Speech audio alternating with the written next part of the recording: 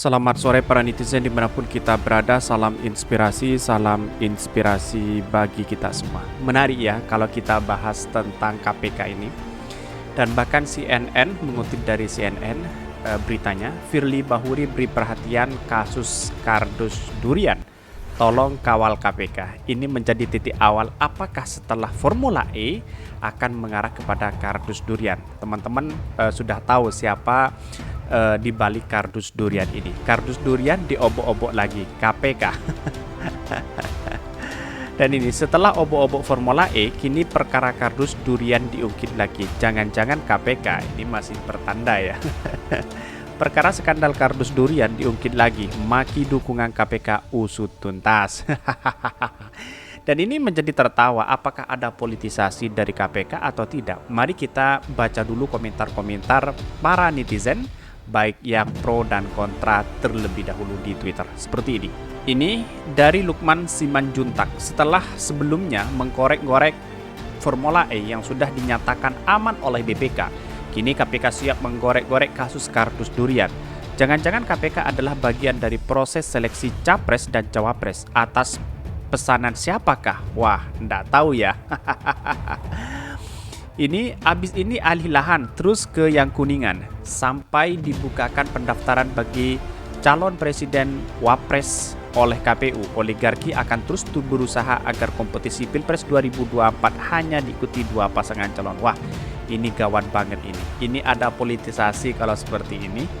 Jadi artinya bahwa yang saya katakan politisasi itu ya tidak mungkin dua pasangan, pasti ada tiga atau empat begitu kan. Bener banget, usutlah, wong ketahuan saja suka langgar etika ini. Sebagai rakyat kita sedang terpopong dan intip terus Firly Bahuri dan kongsiannya. Ada bau-bau amis tak sedap mendekati bau busuk. Golkar diizinkan pakai spriding Erlangga, PKB izinkan pakai kasus kardus durin. PAN sudah dari dulu jinak, partai cemen. Fair polisi sering dipakai oleh komparator komunis yang untuk mengancam lawan politik. Jadi ingat film Batman dan Joker yang caranya khas menyebar fair. Ini cash saving Firly capres tunggal, tidak sekalian kasus EKTP. Nanti kasus ketum partai dengan cemen-cemennya itu bakal nyusul target kali ya. Ini kardus durian kasus lama itu. Dulu sebelum si Imin gabung rezim pernah pengen diusut. Jangan lo Firly Bahuri usut juga kasus EKTP, Jiwasraya, Asabri dan BLBI 650 triliun. Wow. Ini. Pilpres 2024 ditentukan oleh Firly sesuai petunjuk. Siapa di balik Firly? Tim Indonesia menemukan bukti-bukti rekayasa tes wawancara kebangsaan. Ketua KPK Firly Bahuri diduga ingin menyingkirkan penyidik yang tak bisa dikendalikan. Benarkah seperti itu? Ya, publik bisa menilai sendiri kan. Apa yang saya bacakan ini adalah pro dan kontra terhadap KPK ini begitu kan. Jadi saya rasa menurut saya pribadi analisanya lah, ketika ada politisasi seperti ini yang ditujukan kepada KPK, kalau tidak ada bukti ngapain kita harus mentersangkakan orang begitu kan. Orang ditakut-takuti dengan berbagai ini berbagai itu, tetapi perlu diingat bahwa persoalan hari ini adalah bukan persoalan korupsi atau tidak begitu, tetapi persoalan keadilan seluruh rakyat Indonesia. Ini yang terpenting begitu kan. Ini penting bagi kita semua untuk kita benar-benar dilakukan bersama begitu kan. Ini kok tidak berani cek proyek Bandara Mangkrak dan proyek lainnya, atau sumber waras EKTP sampai sekarang belum semua diproses base Transjakarta dari Cina. Ini kita harus waspadai betul ya, bahwa persoalan hari ini adalah keadilan sosial bagi seluruh rakyat Indonesia itu sendiri begitu. Buang KPK jika sudah jadi alat politik.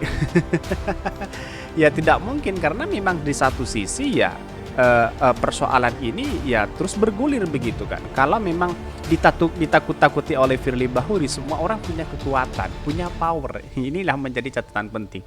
Mari kita baca dulu bagaimana beritanya seperti ini. Ini beritanya terlebih dahulu. Firly Bahuri beri perhatian kasus kardus durian, tolong kawal KPK.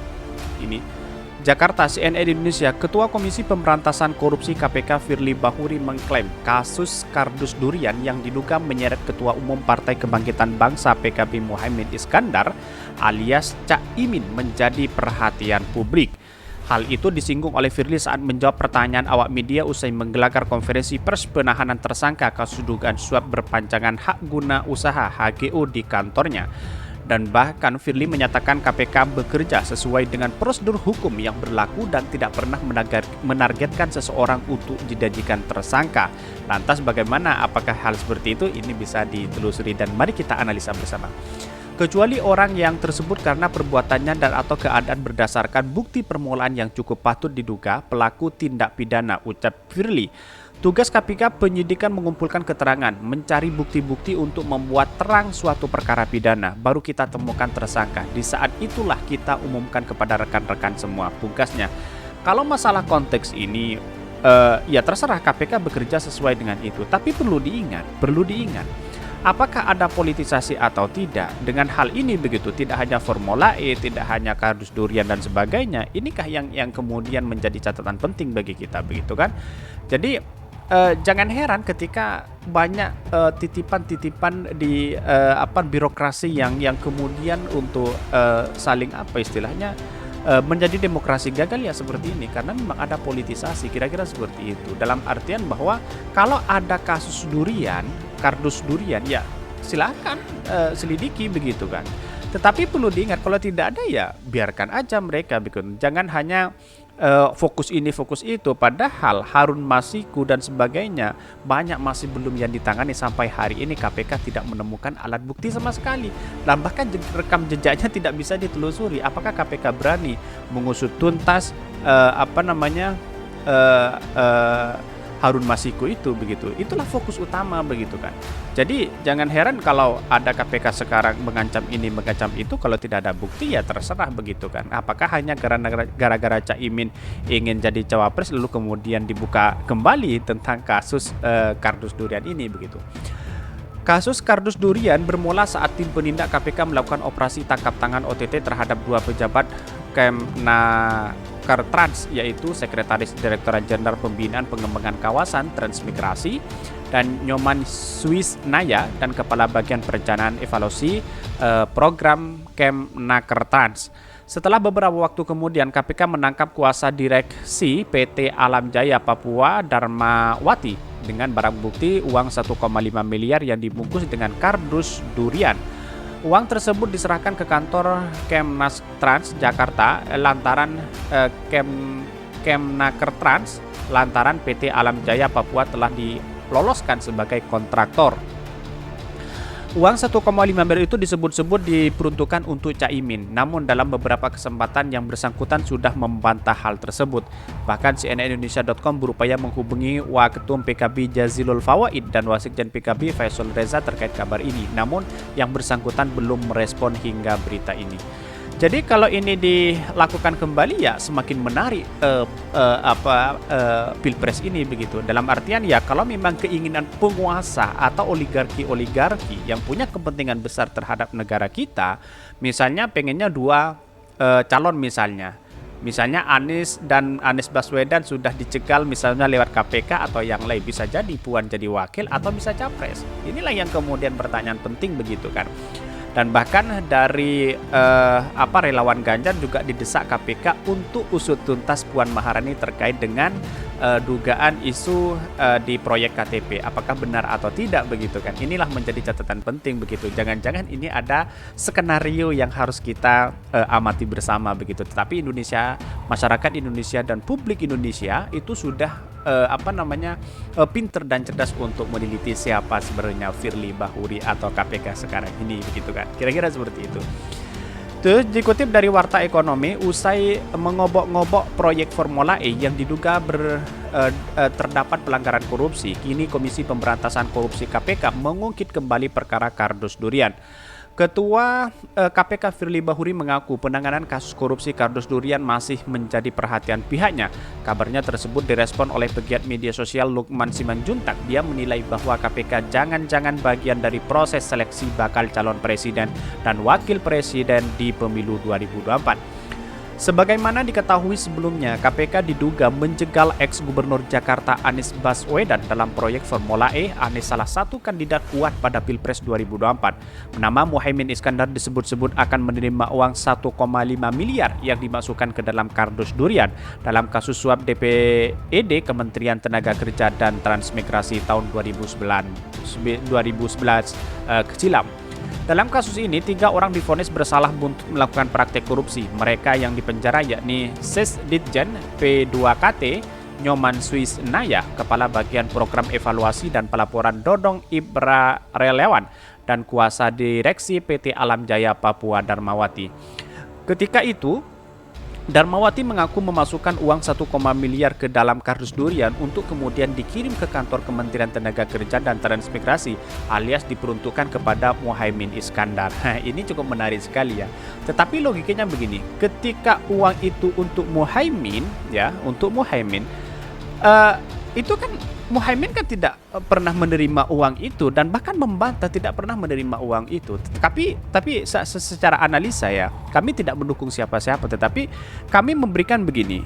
Kalau uang itu kan sudah disita, inginnya diberikan ke Muhaimin. Nah, tetapi tidak sampai kepada Muhaimin dan bahkan Pak Muhaimin tidak menerima itu. Apakah dianggap korupsi juga? Apakah dianggap membantu korupsi juga? Ini perlu dikaji ulang kepada KPK begitu kan. Dalam artian ya, masa mungkin orang yang mau ditersangkakan tetapi tidak menerima uang begitu kan? Karena uangnya sudah disita begitu kan. Itulah yang kemudian menjadi perhatian besar. Kalau ini Firly Bahuri atau Ketua KPK ingin diobok-obok lagi terkait dengan kardus durian ya, monggo silahkan kita periksa begitu kan. Tetapi inilah demokrasi begitu. Tapi perlu diingat bahwa ini setelah obok-obok Formula E, kini perkara kardus durian diungkit lagi. Jangan-jangan KPK. Banyak yang menjadi catatan penting begini. Usai menggobok-gobok proyek Formula E diduga terdapat pelanggaran korupsi, kini Pemberantasan Korupsi KPK mengungkit kembali perkara tentang kardus durian. Ini setelah sebelumnya mengkorek-korek Formula E yang sudah dinyatakan aman oleh BPK, kini BPK siap mengkorek-korek kasus kardus durian. Jangan-jangan KPK adalah bagian dari proses seleksi Capres dan Cawapres atau pesanan siapakah? Wah, enggak tahu ya. Ini menarik sekali kalau kita bahas begitu kan.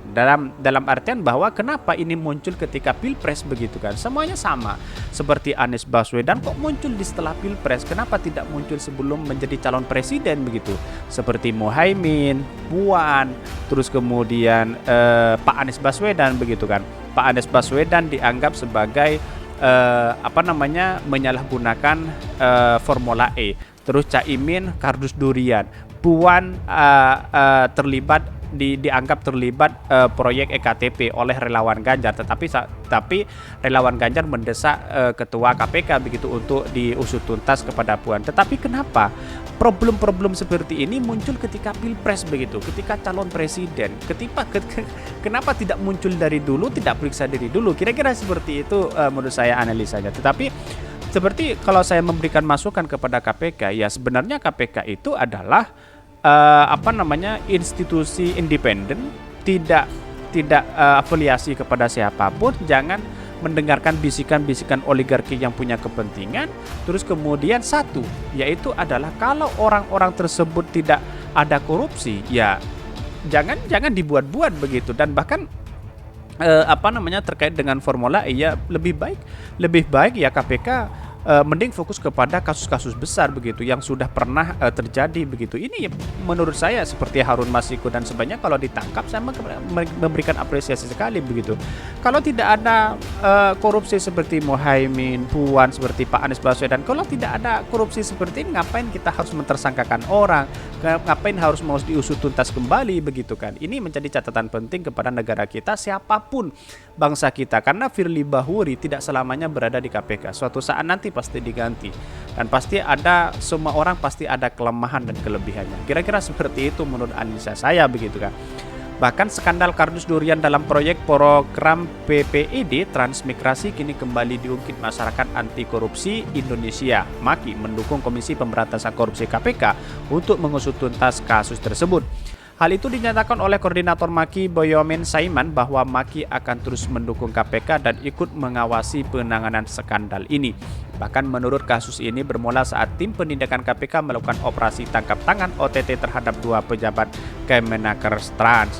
Dan bahkan di sini proses hukum selanjutnya, kata Boyamin, akan dilaksanakan sesuai dengan ketentuan hukum dan peraturan perundang-undangan yang berlaku atas dugaan tindak pidana korupsi, yakni terkait dengan keterlibatan Kardus Durian tersebut. Bisakah Firly Bahuri memeriksa hal tersebut? Insya Allah bisa, tetapi perlu diingat ini bukan soal politisasi ya. Ingat, Firly Bahuri itu bukan di atas dorongan siapa-siapa begitu kan. Mungkin kesimpulan saya adalah satu, kalau tidak ada tindak pidana, nah jangan hanya ngomong ini ada kaitannya dengan Muhaimin, ada kaitannya dengan dengan Anies Baswedan, ada kaitannya dengan Puan. Ini perlu diingat betul bahwa hal seperti inilah kalau bisa jangan muncul pas pilpres begitu kan. Calon-calon presiden kadang dicari-cari kesalahan itu, dikait-kaitkan begitu. Kira-kira seperti itu, karena di luar sana para cebong-cebong dan para buzzer-buzzer itu sedang menggoreng habis-habisan para calon-calon calon-calon presiden di 2024. Mungkin itu yang kami sampaikan. Tonton terus channel Hodari Podcast Rakyat ini karena ada berita-berita menarik dan viral setiap harinya. Salam para netizen, salam inspirasi bagi kita semua. Jangan lupa di subscribe channel YouTube Hodari Podcast Rakyat ini.